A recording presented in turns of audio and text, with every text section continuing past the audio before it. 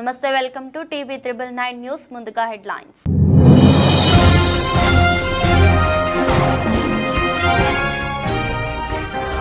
America అధ్యక్ష race నుంచి తప్పుకున్న Joe Biden, democratic అభ్యర్థిగా కమలా హారిస్.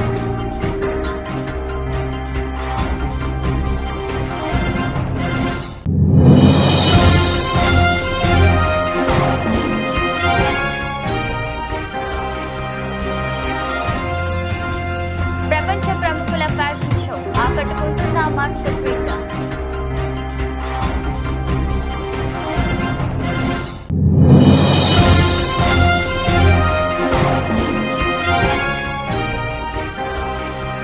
లోక్సభలో ఆర్థిక సర్వేను ప్రవేశపెట్టిన నిర్మలా సీతారామన్.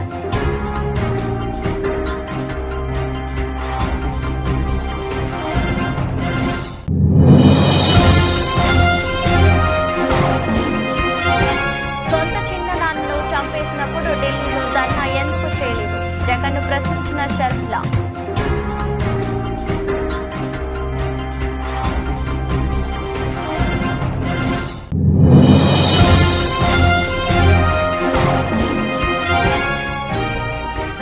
పోస్టర్లు గుంజుకొని చించే హక్కు ఎవరిచ్చారు? ఏపీ అసెంబ్లీ వద్ద పోలీసులపై వైసీపీ చీఫ్ జగన్ ఆగ్రహం.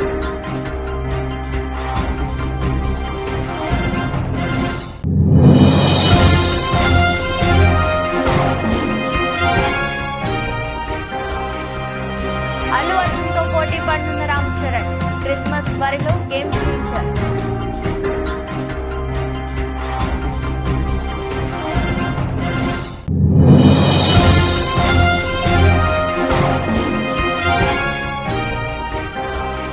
కోచ్గా తొలి మీడియా సమావేశం. రోహిత్ కోహ్లీల వన్డే కెరీర్ గురించి గంభీర్ కీలక వ్యాఖ్యలు.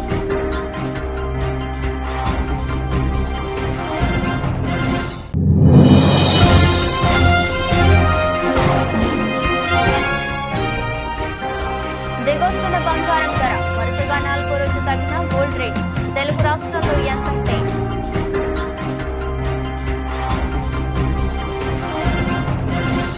అధ్యక్ష ఎన్నికల వేళ అమెరికా రాజకీయాల్లో సంచలన పరిణామం చోటు చేసుకుంది.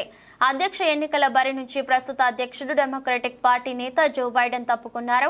ఈ మేరకు బైడెన్ స్వయంగా ఆదివారం తన ఎక్స్ ఖాతాలో ప్రకటన చేశారు.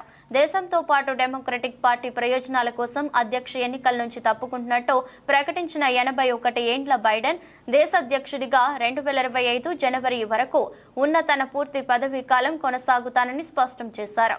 గత నెల ట్రంప్తో జరిగిన డిబేట్లో తడబాటు ఇతరత్ర అంశాల నేపథ్యంలో అధ్యక్ష పోటీ నుంచి తప్పుకోవాలని సొంత పార్టీ నేతల నుంచి ఒత్తిడి పెరగడంతో బైడెన్ ఈ నిర్ణయం తీసుకున్నట్టు తెలుస్తోంది. దేశానికి అధ్యక్షుడిగా సేవలు అందించడం తన జీవితంలో గొప్ప గౌరవమని బైడెన్ తన ఎక్స్ పోస్ట్ లో పేర్కొన్నారు. తిరిగి ఎన్నిక కావాలనేది నా ఉద్దేశం. అయితే దేశం పార్టీ ప్రయోజనాల దృష్ట్యా అధ్యక్ష ఎన్నికల బరి నుంచి తప్పుకుంటున్నా మిగతా పదవీ కాలం అధ్యక్షుడిగా నా బాధ్యతలు నిర్వర్తించడంపై దృష్టి పెడతా అని అన్నారు.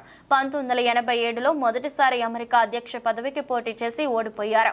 1972లో క్రిస్మస్ సమయంలో జరిగిన కారు ప్రమాదంలో జో బైడెన్ సతీమణి నెయులియా బైడెన్ కుమార్తె నవోమి ప్రాణాలు కోల్పోయారు. ఈ ప్రమాదం నుంచి ఆయన కుమారులు బ్యూ హంటర్ బయటపడ్డారు. 1977లో ఆయన జిల్ జాకోబ్స్ ను రెండో పెళ్లి చేసుకున్నారు. 4 ఏళ్ల తర్వాత కుమార్తె ఆష్లీ జన్మించారు. అమెరికా అధ్యక్షునిగా డొనాల్డ్ ట్రంప్ పాలనపై తీవ్ర వ్యతిరేకత పెళ్లుబికిన సమయంలో జో బైడెన్ కు నల్ల జాతీయులు గట్టి మద్దతు నిలిచారు. అదే సమయంలో కోవిడ్-19 మహమ్మారి రావడంతో ప్రచారం కోసం పరిమితంగానే ప్రయాణాలు చేశారు. అనంతరం 70 లక్షల ఓట్ల ఆధిక్యంతో ట్రంప్ పై విజయం సాధించారు. అమెరికా అధ్యక్షుడైన అత్యంత వృద్ధ నేతగా నిలిచారు. అధ్యక్ష రేసు నుంచి తప్పుకుంటున్నట్టు బైడెన్ ప్రకటించడంపై మాజీ అధ్యక్షుడు రిపబ్లికన్ పార్టీ అభ్యర్థి డొనాల్డ్ ట్రంప్ స్పందించారు. అతను దేశ చరిత్రలోనే అత్యంత చెత్త అధ్యక్షుడు. మన దేశంలో ఆయన చెత్త అధ్యక్షుడిగా నిలిచిపోతారు. డెమోక్రటిక్ పార్టీ నుంచి ఉపాధ్యక్షురాలు కమలా హారిస్ బరిలో దిగితే బైడెన్ కంటే సులువుగా ఓడించవచ్చని ట్రంప్ పేర్కొన్నారు. ఎన్నికలు దగ్గర పడుతున్న వేళ డెమోక్రాటిక్ పార్టీ అభ్యర్థిని మార్చడం అంటే ఓటమిని ఒప్పుకున్నట్లేనా? సిట్టింగ్ అధ్యక్షుడిని తొలగిస్తున్నారంటే ఆయనపై వ్యతిరేకత ఉన్నట్లు ఒప్పుకున్నట్లేనా? ఇప్పటికిప్పుడు కమలా హ్యారిస్ అన్ని వర్గాల మద్దతు దక్కించుకుంటుందా అన్న ప్రశ్నలు వింటుంటే బైడెన్ తొలగిపోవడం ట్రంప్కు కలిసి వచ్చే అవకాశం ఉన్నట్లు రాజకీయ విశ్లేషకులు అంచనా వేస్తున్నారు. అయితే ఈ నిర్ణయం కమలా హ్యారిస్కు లక్కీ ఛాన్స్ అనే చెప్పుకోవాలి. తొలిసారిగా భారత సంతతి వ్యక్తి అమెరికా అధ్యక్ష రేసులో. ప్రపంచంలో ప్రముఖ నేతలు, టాప్ కంపెనీల అధినేతలు ఫ్యాషన్ షోలో పాల్గొంటే ఎలా ఉంటుంది? ఇదిగో అచ్చం ఇలాగే ఉంటుంది. అయితే వాస్తవానికి ఇది సాధ్యం పోయినా, అసలు మనం ఊహించుకోకపోయినా అత్యాధునిక సాంకేతిక పరిజ్ఞానమైన కృత్రిమ మేధలో సుసాధ్యమైంది. ఏఐ ఫ్యాషన్ షోకు ఇదే మంచి సమయం అంటూ టెస్లా సీఈఓ ఎక్స్ అధినేత ఎలాన్ మస్క్ ఓ వీడియోను తన ఎక్స్ ఖాతాలో పోస్ట్ చేశారు. ఇప్పుడు ఇది అందరినీ ఆకట్టుకుంటోంది. రష్యా అధ్యక్షుడు పుతిన్, ప్రధాని Modi, America president Joe Biden, America ఉపాధ్యక్షురాలు కమలా హ్యారిస్, రిపబ్లికన్ల అధ్యక్ష అభ్యర్థి డొనాల్డ్ ట్రంప్, చైనా అధినేత జిన్పింగ్, కెనడా ప్రధాని ట్రుడో, అమెజాన్ అధినేత Jeff Bezos, Facebook chief Mark Zuckerberg, ప్రపంచ కుబేరుడు మస్క్, అమెరికా మాజీ అధ్యక్షుడు బరాక్ ఒబామా, ఇలా ఒకరి వెంట ఒకరు ర్యాంప్ వాక్ చేస్తూ వస్తే ఎలా ఉంటుందో ఓ లుక్కేయండి.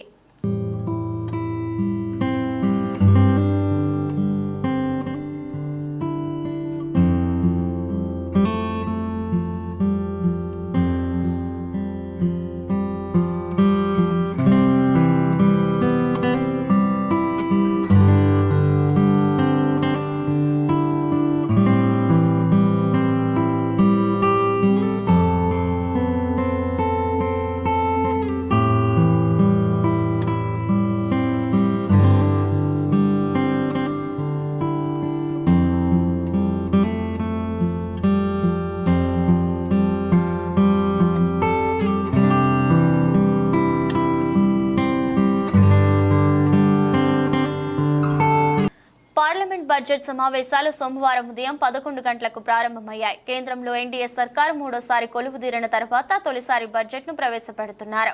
మంగళవారం ప్రస్తుత ఆర్థిక సంవత్సర బడ్జెట్ ను సమర్పించనున్నారు. ఈ నేపథ్యంలో పార్లమెంట్ లో బడ్జెట్ సమర్పించడానికి ముందు కేంద్ర ప్రభుత్వం తన విధి విధానాలను ముందస్తుగా తెలిపేందుకు ఆర్థిక సర్వేను నేడు పార్లమెంట్ కు సమర్పించింది. కేంద్ర ఆర్థిక మంత్రి నిర్మలా సీతారామన్ ఈ ఆర్థిక సర్వేను 12 గంటలకు లోక్సభలో ప్రవేశపెట్టారు. ఈ సందర్భంగా ప్రభుత్వ విధానాలపై నిర్మలమ్మ సభలో ప్రసంగిస్తున్నారు. కేంద్రంలో నరేంద్ర మోదీ ప్రభుత్వం వరుసగా మూడోసారి కొలువుదీరిన తర్వాత 2024-25 ఆర్థిక సంవత్సర బడ్జెట్ ప్రధానాంశం కానున్నది. ఈ బడ్జెట్ లో నిరుద్యోగ సమస్యతో పాటు ఇతర ప్రధాన అంశాలపై పోరుకు అనుసరించాల్సిన వ్యూహం వెల్లడిస్తారని భావిస్తున్నారు. పార్లమెంటులో ప్రవేశపెట్టే ఆర్థిక సర్వేను కేంద్ర ఆర్థిక శాఖ ఆధ్వర్యంలోని ఆర్థిక వ్యవహారాల విభాగం ఎకనామిక్ డివిజన్ సిద్ధం చేసింది. కేంద్ర ప్రభుత్వం ప్రధాన సలహాదారులు పర్యవేక్షణలో ఈ ఆర్థిక సర్వే తయారు చేశారు. ఆర్థిక సర్వే అంటే గత సంవత్సర కాలంలో దేశ ఆర్థిక పనితీరును, రాబోయే సంవత్సరంలో ఆర్థికంగా ఎదురయ్యే సవాళ్లను ముందుగానే అంచనా వేసి చెప్పేది ఆర్థిక సర్వే. ఏటా దీని ఆధారంగానే కేంద్ర బడ్జెట్ రూపకల్పన ఉంటుంది.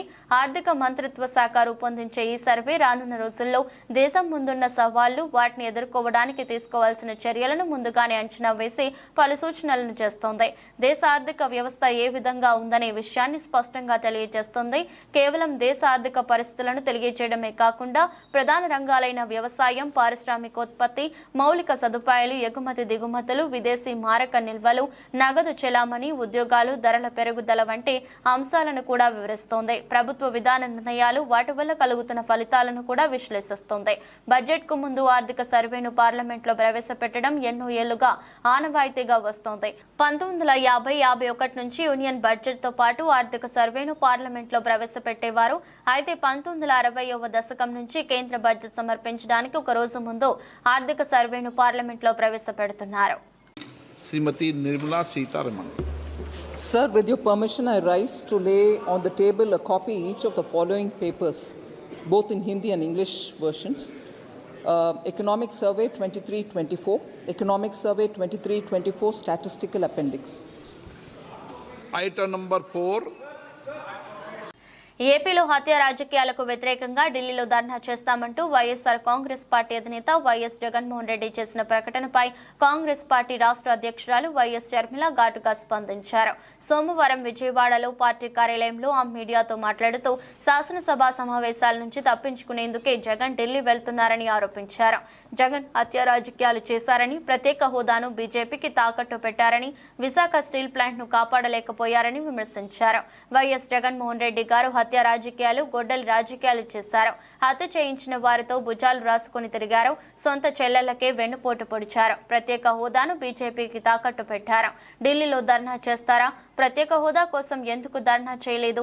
5 ఏళ్లు అధికారంలో ఉన్నారు కదా. ప్రత్యేక హోదా కోసం ఢిల్లీలో ఎన్నిసార్లు ధర్నా చేశారో, ప్రత్యేక హోదా ఊసే లేకుండా చేశారు కదా. అధికారంలో ఉన్నప్పుడు ప్రత్యేక హోదా, పోలవరం ప్రాజెక్టును ఏ రోజు పట్టించుకోలేదు. 3 రాజధానులు అని చెప్పి ప్రజలను కన్ఫ్యూజ్ చేశారు. కడప స్టీల్ ఫ్యాక్టరీని కూడా పట్టించుకోలేదు. రాష్ట్రానికి తలమానికమైన విశాఖ స్టీల్ను అమ్మేస్తామన్నా పట్టించుకోలేదు. ఈ రోజు మాత్రం ఢిల్లీకి వెళ్లి ధర్నా చేస్తారా? మీ కార్యకర్తను చంపేస్తే ఢిల్లీకి వెళ్లి ధర్నా చేస్తున్నారే, మరి సొంత చిన్నాన్నను చంపేసినప్పుడు న్యాయం కోసం మీరు ఢిల్లీలో ఎందుకు ధర్నా చేయలేదు? జగన్మోహన్ రెడ్డి గారు సమాధానం చెప్పాలి. అసెంబ్లీ జరుగుతున్న సమయంలో ఉండకుండా సాకులు వెతుక్కుని ఢిల్లీ వెళ్తున్నారని వైఎస్ షర్మిల ఆరోపించారు. జగన్మోహన్ రెడ్డి గారు సమాధానం చెప్పాలి. ఒకవైపు ఇక్కడ అసెంబ్లీ జరుగుతుంది. అసెంబ్లీ జరుగుతున్న సమయంలో మీరు అసెంబ్లీలో ఉండకుండా ఉండే ధైర్యం మీకు లేక ఇలా సాకులు వెతుక్కొని మీరు ఢిల్లీ వెళ్తామంటున్నారే.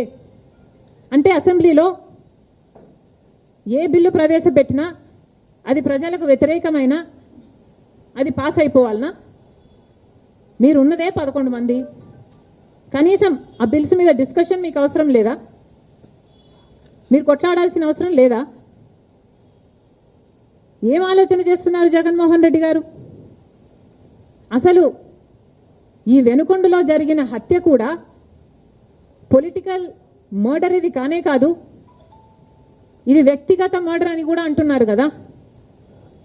మేము ఏదో సాక్షి మీడియానో లేకపోతే టీడీపీ మీడియానో పట్టుకొని మాట్లాడడం లేదు. మా ఎంక్వైరీలు మేము చేసుకొని న్యూట్రల్ మీడియాతో లోకల్గా మేము మాట్లాడిన తర్వాత మేము వచ్చిన కన్క్లూషన్ ఏమిటి అంటే ఇది వ్యక్తిగత మర్డర్. మొన్నటి వరకు కూడా హత్య చేసిన వాళ్ళు, హత్య గురైన వాళ్ళు ఇద్దరూ వైసీపీతోనే ఉన్నారు.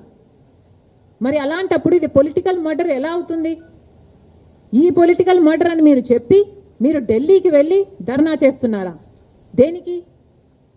మీ ఉనికి కాపాడుకోవడం కోసం, మీ పార్టీ కోసం అని చెప్తున్నారు. ప్రజలు ఏం ఆలోచిస్తారు? ఈరోజు వరదలు వస్తున్నాయి మన రాష్ట్రంలో, వారిని వెళ్ళి పరామర్శించాలని మీకు అనిపించలేదు. కానీ వ్యక్తిగత మర్డర్లో మీ పార్టీకి సంబంధించిన ఇద్దరు కొట్టుకొని చచ్చిపోతే ఈరోజు మీరు ఢిల్లీకి వెళ్ళి ధర్నా చేస్తారా? ప్రజల కోసం మీరు ఎందుకు నిలబడలేదు? మీ పార్టీ వాళ్ళు ఓటేస్తే మీరు గెలిచారా? మీ పార్టీ వాళ్ళ కోసమే మీరు ముఖ్యమంత్రి అయ్యారా? 5 సంవత్సరాలుగా మీరు ప్రజల కోసం పనిచేయలేదు, కానీ ఈ రోజు ఢిల్లీకి వెళ్ళి ధర్నా చేస్తారట. క్రౌడ్ స్ట్రైక్ లో మార్వెల్ వల్ల ప్రపంచవ్యాప్తంగా మైక్రోసాఫ్ట్ సేవలు స్తంభించిన విషయం తెలిసిందే. ఈ నేపథ్యంలో ఆ సంస్థ రికవరీ టూల్ ను రిలీజ్ చేసింది. విన్పిఈ టూల్ ను రిలీజ్ చేసినట్లు మైక్రోసాఫ్ట్ సంస్థ వెల్లడించింది. క్రౌడ్ స్ట్రైక్ మాల్వేర్ వల్ల ప్రభావానికి లోనైన యూజర్లు కొత్తగా రిలీజ్ చేసిన విన్పిఈ టూల్ ను వాడవచ్చని మైక్రోసాఫ్ట్ సంస్థ తెలిపింది. క్రౌడ్ స్ట్రైక్ బగ్ వల్ల ప్రపంచవ్యాప్తంగా సుమారు 85 లక్షల కంప్యూటర్లు తీవ్ర ఇబ్బందులు ఎదుర్కొన్నాయి. దీంతో ప్రపంచవ్యాప్తంగా విమాన, బ్యాంకు, వైద్య సేవల్లో అంతరాయం ఏర్పడింది. 2 రిపేర్ ఆప్షన్లతో విన్పిఈ రికవరీ టూల్ ను రిలీజ్ చేశారు. ఐటీ అడ్మిన్లు ఈ టూల్ తో రికవరీ ప్రాసెస్ ను పూర్తి చేయవచ్చు. ఈ టూల్ ను వాడేందుకు మీ కంప్యూటర్లలో విండోస్ 64 బిట్ ప్రాసెసర్ ఉండాల్సిందే. దీంతో పాటు కనీసం 8 GB స్పేస్ కూడా ఉండాలని, 1 GB స్టోరేజ్ ఉన్న USB డ్రైవ్ కూడా అవసరం ఉంటుంది. బిల్ లాకర్ రికవరీకి కూడా అవసరం. USBలో ఉన్న డేటా మొత్తం వెళ్లి ఆటోమేటిక్గా సిస్టమ్ FAT 32కు ఫార్మాట్ అవుతుంది.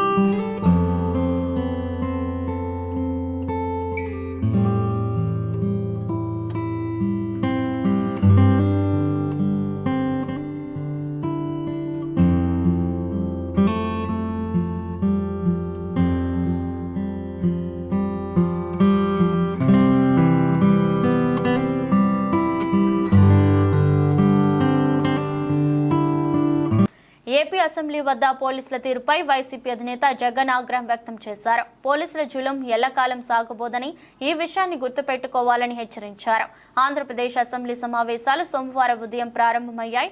ఈ సందర్భంగా రాష్ట్రంలో లా అండ్ ఆర్డర్ వైఫల్యంపై అసెంబ్లీకి జగన్ నేతృత్వంలో వైసీపీ ఎమ్మెల్యేలు, ఎమ్మెల్సీలు నల్ల కండువాలతో అసెంబ్లీకి చేరుకున్నారు.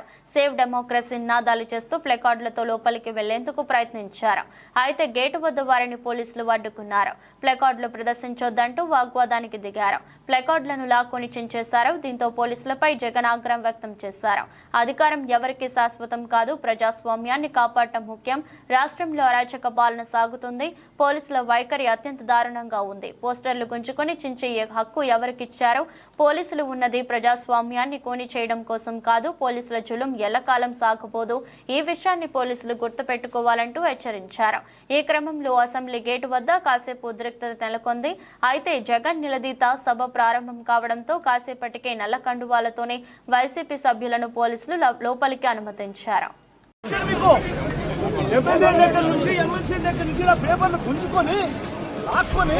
మీ ఇష్టం వచ్చినట్టుగా చింపే కార్యక్రమం చేసే అధికారం ఎవరిచ్చారు? మధుసూదన్ రావు, గుర్తుపెట్టుకో, ఎల్లకాలం ఇలా మాదిరిగా ఉండదు. ప్రజాస్వామ్యంలో ఉన్నాం మనం. ఈ టోపీ మీద ఉన్న సింహాలకు అర్థం ఏమిటో తెలుసా? అధికారంలో ఉన్న వాళ్ళకు సెల్యూట్ కొట్టడం కాదు, ప్రజాస్వామ్యాన్ని కాపాడడం కోసం మీరున్నారు. గుర్తుపెట్టుకోండి. Mega power star Ram Charan fans తో పాటు పాన్ ఇండియా మూవీ లవర్స్ ఆసక్తిగా ఎదురు చూస్తున్న సినిమాల్లో గేమ్ చేంజర్ ఒకటి. టాలీవుడ్ స్టార్ హీరో రామ్ చరణ్, తమిళ స్టార్ డైరెక్టర్ శంకర్ కాంబోలో ఈ సినిమా రానుండటంతో మూవీపై భారీ అంచనాలు ఉన్నాయి.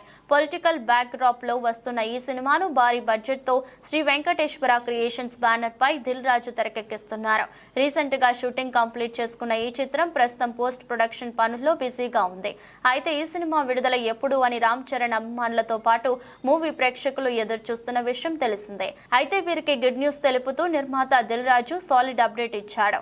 ధనుష్ నటిస్తున్న తాజా చిత్రం రాయన్. ఈ సినిమా ప్రీ రిలీజ్ ఈవెంట్ లో పాల్గొన్న దిల్ రాజు రామ్ చరణ్ గేమ్ చేంజర్ విడుదల తేదీపై అప్డేట్ ఇచ్చాడు. ఈ సినిమాను డిసెంబర్ లో క్రిస్మస్ కానుకగా తీసుకురాబోతున్నట్లు ప్రకటించారు. అయితే అదే రోజు అల్లు అర్జున్ నటిస్తున్న పుష్ప 2 చిత్రం కూడా విడుదల కాబోతుంది. దీంతో ఇద్దరు మెగా హీరోల మధ్య క్లాష్ ఏర్పడనున్నట్లు తెలుస్తోంది. ఇక ఈ మూవీలో సునీల్, నవీన్ చంద్ర, శ్రీకాంత్, బాలీవుడ్ నటుడు హ్యారీ జోష్, కోలీవుడ్ యాక్టర్లు ఎస్జే సూర్య, సముద్రకని, కన్నడ నటుడు జయరాయ్ ఇతర కీలక పాత్రల్లో నటిస్తున్నారు. ఈ చిత్రానికి పాపులర్ డైరెక్టర్ కార్తిక్ సుబ్బరాజు కథను అందిస్తుండగా సాయి మాధవ్ బుర్రా డైలాగ్స్ సమకూరుస్తున్నారు. తెలుగు, తమిళం, హిందీ భాషల్లో గ్రాండ్ గా విడుదల కానున్న ఈ చిత్రానికి S Thaman music background score అందిస్తున్నారు. గేమ్ చేంజరా? సో క్రిస్మస్ కలుద్దాం. Thank you. టాలీవుడ్ దిగ్గజ దర్శకుడు ఎస్ఎస్ రాజమౌళిపై ప్రముఖ ఓటీటీ వేదిక నెట్ఫ్లిక్స్ డాక్యుమెంటరీ తీస్తున్నట్లు ప్రకటించిన విషయం తెలిసిందే. మోడర్న్ మాస్టర్స్ ఎస్ఎస్ రాజమౌళి ఈ డాక్యుమెంటరీ పేరిట డాక్యుమెంటరీ వస్తుండగా ఈ చిత్రాన్ని ఆగస్టు 2 నుంచి స్ట్రీమింగ్ చేయనున్నట్లు చిత్ర బృందం ప్రకటించింది. అయితే స్ట్రీమింగ్ తేదీ దగ్గర పడుతుండటంతో తాజాగా ట్రైలర్ ను విడుదల చేశారు. మీకు ఒక అద్భుతమైన కథ చెప్తాను, సినిమాపై ప్రజలు పెట్టుబడి పెట్టాలని నేను కోరుకుంటున్నాను అంటూ ట్రైలర్ మొదలవుతుంది. ఇక టాలీవుడ్ హీరోలు ఎన్టీఆర్, రామ్ చరణ్, ప్రభాస్ తో పాటు హాలీవుడ్ దర్శకుడు జేమ్స్ కామెరాన్, బాలీవుడ్ నిర్మాత కరణ్ జోహర్ తదితరులు రాజమౌళి వర్క్ గురించి చెప్తూ ఈ ట్రైలర్ కట్ సాగింది. ముఖ్యంగా రాజమౌళి టేకింగ్ ట్రైలర్ కే హైలైట్ గా చెప్పుకోవచ్చు.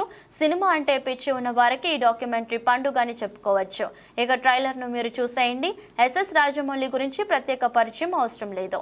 ఎన్టీఆర్ కథానాయకుడిగా వచ్చిన స్టూడెంట్ నెంబర్ 1 సినిమాతో మెగా ఫోన్ పట్టిన ఇతను మొదటి మూవీతోనే సూపర్ హిట్ అందుకున్నాడు. ఈ చిత్రం అనంతరం ఎన్టీఆర్ తోనే మళ్ళీ సింహాద్రి అంటూ సినిమా తీసి ఇండస్ట్రీకి హిట్ కొట్టాడు. ఆ తర్వాత సాయి, ఛత్రపతి, విక్రమార్కుడు, యమదొంగ, మగధీర, మర్యాద రామన్న, ఈగా సినిమాలతో బ్లాక్ బస్టర్లు అందుకున్నాడు. 2015లో వచ్చిన బాహుబలి సినిమాతో రాజమౌళి పేరు ప్రపంచ వ్యాప్తంగా వినిపించింది. ఇక బాహుబలి 2 సినిమా అయితే ఏకంగా 2000 కోట్ల వరకు వసూళ్లను సాధించింది. ఈ చిత్రం అనంతరం RRR అంటూ వచ్చి బ్లాక్ బస్టర్ హిట్ అందుకోవడమే కాకుండా ఆస్కార్ సాధించిన తొలి తెలుగు చిత్రంగా రికార్డు సృష్టించారు. This person is born to make films. He's born to tell stories which haven't been told. I never met someone like that. It's a mad person, that's all.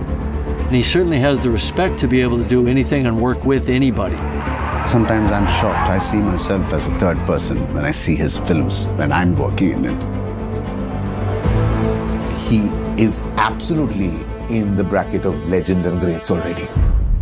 Mulugu మండలంలోని జాకారం ఘట్టమ్మ దేవాలయం మధ్యలో నిర్మిస్తున్న bridge నిర్మాణ పనులను మరియు అక్కడి వరద ఉధృతిని పరిశీలించిన మంత్రి వర్యులు డాక్టర్ సీతక్క ఈ సందర్భంగా మాట్లాడుతూ గత 3 రోజులుగా ఎడతెరిపి లేకుండా కురుస్తున్న వర్షాలకు ప్రజలు ఇబ్బందులు ఎదుర్కొంటున్నారని ప్రజలు అప్రమత్తంగా ఉండాలని జాతీయ రహదారిపై నిర్మిస్తున్న బ్రిడ్జి నిర్మాణ పనులను త్వరితగతిన పూర్తి చేయాలని ప్రజలకు రవాణా సౌకర్యాలను ఇబ్బందులు తలెత్తకుండా చూడాలని ములుగు జిల్లాకు ఆరెంజ్ అలర్ట్ ఉన్నందున ప్రజలు అవసరం ఉంటే తప్ప బయటకు ఎవరు రావద్దని ముఖ్యంగా వాగులు వంకలు పొంగి పొర్లుతున్నాయి ఎవరు కూడా చేపల వేటకు వెళ్లొద్దని జిల్లా అధికార యంత్రాంగం అప్రమత్తమైంది లోతట్టు ప్రాంతాల్లో ఉన్న ప్రజలను సురక్ష ప్రాంతాలకు తరలించే విధంగా ప్రభుత్వం అన్ని ఏర్పాట్లు చేసిందని జిల్లా అధికారులు ఎప్పటికప్పుడు ప్రజలకు అందుబాటులో ఉండాలని మంత్రి వర్యులు సీతక్క సూచించారు.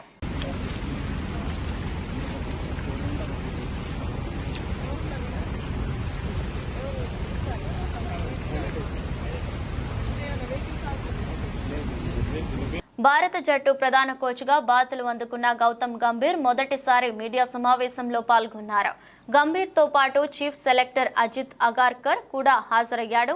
మీడియా ప్రతినిధులు అడిగిన ప్రశ్నలకు గంభీర్ సమాధానాలు చెప్పారు. అదేవిధంగా తన విజన్ ఏంటి అన్న విషయాలను వెల్లడించారు. ప్రపంచంలోనే అత్యంత విజయవంతమైన జట్టును నడిపేందుకు వచ్చినట్లుగా గంభీర్ చెప్పాడు. టీ20 ప్రపంచ కప్ విజేత, WTC, వన్డే ప్రపంచ కప్లలో రన్నరప్ గా భారత్ నిలిచిన విషయాన్ని అతడు ఈ సందర్భంగా ప్రస్తావించాడు. ప్రస్తుత జట్టులో అందరితో తనకు మంచి సంబంధాలు ఉన్నాయని చెప్పుకొచ్చాడు. BCCI కార్యదర్శి జైషాతో మంచి అనుబంధం ఉందన్నాడు. సోషల్ మీడియాలో వచ్చే వాటి గురించి పట్టించుకోనని చెప్పాడు. జట్టులోని ప్రతి ఆటగాడిని స్వేచ్ఛ ఇవ్వడం ఎంతో కీలకమని గంభీర్ అన్నారు. ప్రతి ఒక్క ప్లేయర్ పై నమ్మకం ఉంచి వారిని ప్రోత్సహించడమే హెడ్ కోచ్ గా తన బాధ్యతని చెప్పాడు. సంతోషంగా ఉండే డ్రెస్సింగ్ రూమ్ తప్పకుండా విజయవంతం అవుతుందన్నారు. తాను ఏ విషయాన్ని సంక్లిష్టం చేయనన్నారు. సాయి సిబ్బంది ఎవరు అనేది ఇంకా ఫైనలైజ్ కాలేదన్నారు. రయన్, అభిషేక్, నాయర్లతో కలిసి పనిచేశాను. ఆటగాళ్ల నుంచి ఫీడ్బ్యాక్ తీసుకుంటున్నట్లుగా గంభీర్ చెప్పాడు. సీనియర్ ఆటగాళ్లు విరాట్ కోహ్లీ, రోహిత్ శర్మల వన్డే కెరీర్ పై విలేకరులు ప్రశ్నించగా గంభీర్ కీలక వ్యాఖ్యలు చేశాడు. వచ్చే ఏడాది ఫిబ్రవరిలో జరగనున్న ఛాంపియన్స్ ట్రోఫీ 2025 వరకు రోహిత్ కోహ్లీ అందుబాటులో ఉంటారని గంభీర్ చెప్పాడు. వాళ్ళిద్దరూ కనుక ఫిట్నెస్ కాపాడుకుంటే మాత్రం 2027 వన్డే ప్రపంచ కప్ వరకు జట్టులు కొనసాగుతారని తెలిపాడు.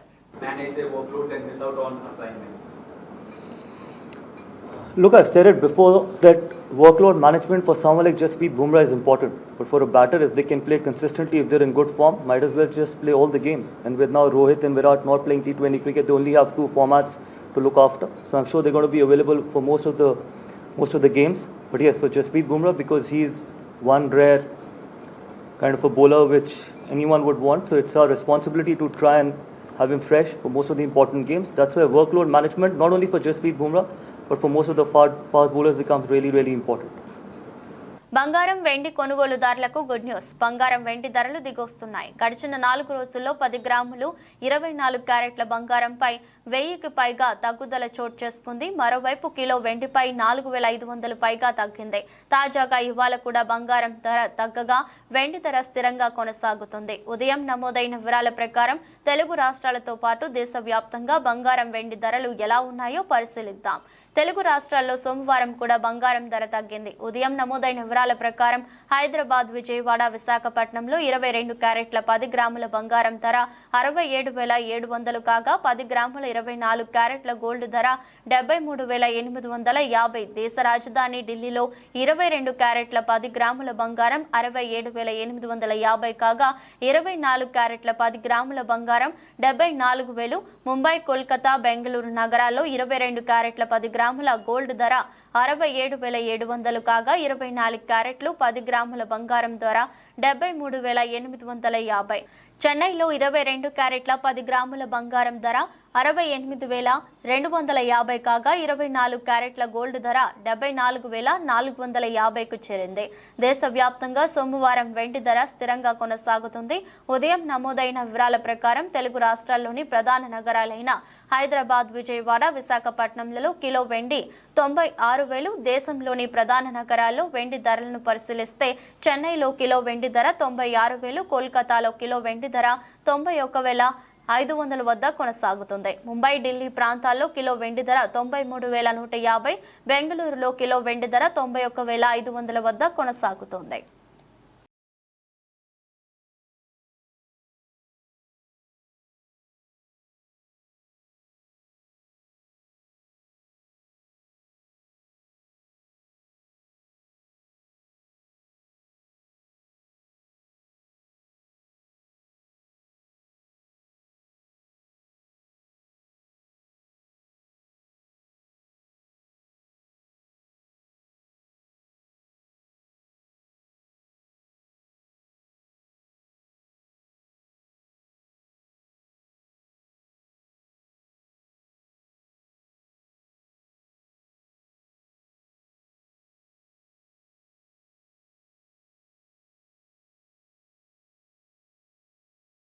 వార్తలు ముగించే ముందు మరోసారి హెడ్లైన్స్.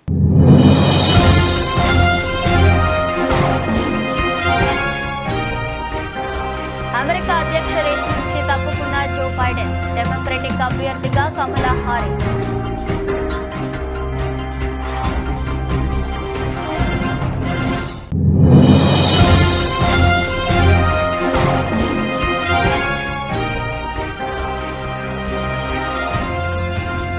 ప్రపంచ ప్రముఖుల ఫ్యాషన్ షో ఆకట్టుకుంటున్న మస్క్ ట్వీట్.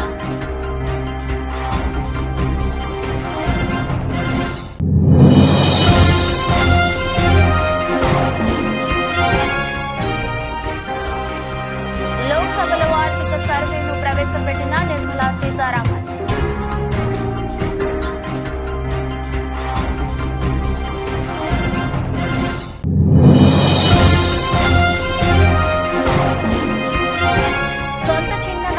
చంపేసినప్పుడు ఢిల్లీలో ధర్నా ఎందుకు చేయలేదు? జగన్ను ప్రశ్నించిన షర్మిల.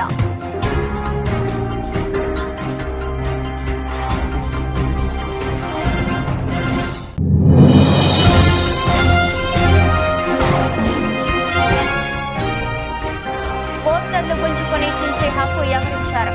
ఏపీ అసెంబ్లీ వద్ద పోలీసులపై వైసీపీ చీఫ్ జగన్ ఆగ్రహం.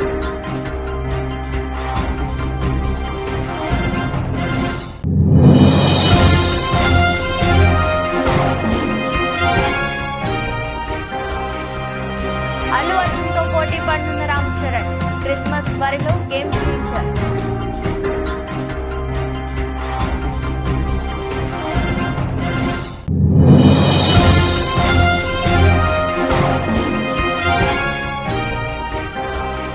కోచ్గా తొలి మీడియా సమావేశం. రోహిత్, కోహ్లీల వన్డే కెరీర్ గురించి గంభీర్ కీలక వ్యాఖ్యలు.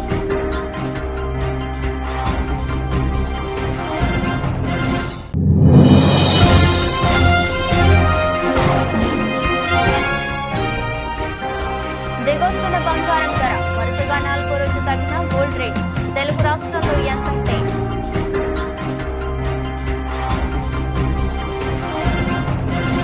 ఈ దృష్టి బులెటిన్ మరో బులెటిన్లో మళ్ళీ కలుద్దాం. అంతవరకు సెలవు, నమస్కారం.